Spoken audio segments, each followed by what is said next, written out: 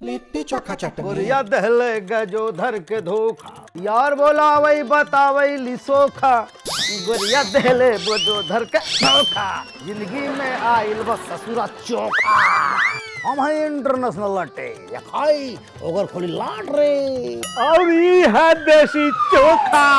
जे खाई ओके मिली कबो न धोखा। जो मिले ना चटनी का साथ लागे फीका फीका सबका स्वाद। अरे हटरी एक बार चोखा तो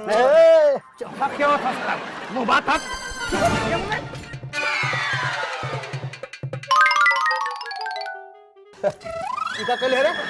सर्दी में हाड़ कपावे वाला हंसी लेके आ रहा हलवा